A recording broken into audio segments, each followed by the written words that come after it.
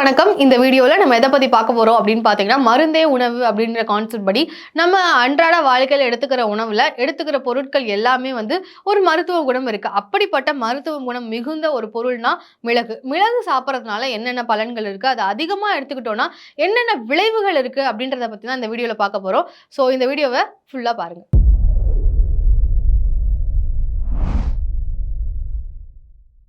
தென்னிந்தியர்கள் பொதுவாவே அவங்களோட தினம்தோறுமே சாப்பிடுற பொருள்ல ஒரு ஸ்பூனாச்சும் மிளகு ஆட் பண்ணணும் அப்படின்னு சொல்லி மிளகு ஆட் பண்ணி ஒரு வழக்கமாவே இருந்துட்டு இருக்கு. அப்படிப்பட்ட மிளகுல என்னென்ன மருத்துவ குணங்கள் இருக்கு அப்படின்றத பார்க்கலாம். அதுக்கு முன்னாடி மிளகை நம்ம எதுக்கு யூஸ் பண்றோம் அப்படின்னு பார்த்தீங்கன்னா, காரத்துக்காக தான் யூஸ் பண்றோம். இப்போ ரீசென்ட் டைம்ஸ்ல பார்த்தீங்கன்னா மிளகாய் யூஸ் பண்ணிட்டு இருக்காங்க. மிளகாய் வெரைட்டியா மிளகாலாம் இருக்கு.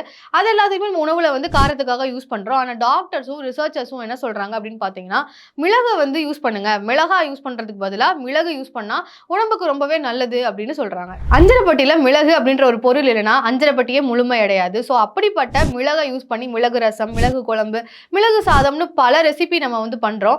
இந்த மிளகு நம்ம சாப்பிட்றதுனால உடல் எடையை ஈஸியா குறைக்கலாம் அப்படின்னு சொல்லி ரிசர்ச்சர்ஸும் டாக்டர்ஸும் சொல்றாங்க. ஸோ மிளகை நம்ம எடுத்துக்கிறதுனால நம்ம உடல் எடையை ஈஸியா குறைக்கலாம். உடல் எடையை குறைக்கணும்னு நினைக்கிறவங்களுக்கு இந்த மிளகு ஒரு தீர்வாவே அமைஞ்சிருக்கு. எப்படி அப்படின்னு பாத்தீங்கன்னா, நம்ம அன்றாட குடிக்கிற பானங்கள்ல மிளகு சேர்க்கறதுனால நம்ம பசி அடக்கும். தேவையில்லாத உணவுகளை நம்ம எடுக்காம பசியே இல்லாம இருக்கிறப்போ நம்ம தேவையில்லாத உணவுகளை எடுக்க மாட்டோம். இதனால நம்ம ஈஸியா நம்மளோட வெயிட்டை லூஸ் பண்ணலாம் அப்படின்னு சொல்றாங்க. அது மட்டும் இல்லாம இந்த மிளகுக்கு ஒரு தனி ஸ்பெஷாலிட்டி இருக்கு. என்ன அப்படின்னு பாத்தீங்கன்னா, உடல்ல இருக்கக்கூடிய தேவையில்லாத நியூட்ரியன்ஸ், எக்ஸஸ் நியூட்ரியன்ஸை உறிஞ்சு வச்சுக்கிற தன்மை இருக்கிறதுனாலையும் நம்மளுக்கு அதிகமான வெயிட் போடாது. அது மட்டும் இல்லாம குடல்ல இருக்கக்கூடிய நல்ல பாக்டீரியாஸை இது ஆதரிக்குது. இது மூலமா நமக்கு ஏற்கனவே இருக்கக்கூடிய நோய்களும் குணமடையும், நோய் எதிர்ப்பு சக்தியுமே அதிகரிக்கும் அப்படின்னு சொல்றாங்க. பைஃபரின் அப்படின்ற கூட்டுப்பொருள் மிளகுல இருக்கு அப்படின்னு சொல்லி ஆராய்ச்சியாளர்களும் மருத்துவர்களும் சொல்றாங்க. இது புற்றுநோயை எதிர்த்து போராடுறதுக்கு ரொம்பவே உதவியா இருக்கு அப்படின்னு சொல்லியிருக்காங்க. இந்த பைஃபரின் அப்படின்றத எடுத்துக்கிறது மூலமா நம்ம ஏற்கனவே சேதமடைந்த செல்ஸா இருக்கட்டும், இல்ல ஆரோக்கியமா புதுசா ஒரு செல்ஸ் ஃபார்ம் ஆகிறதுக்குமே இது ரொம்பவே உதவியா இருக்கு அப்படின்னு சொல்றாங்க.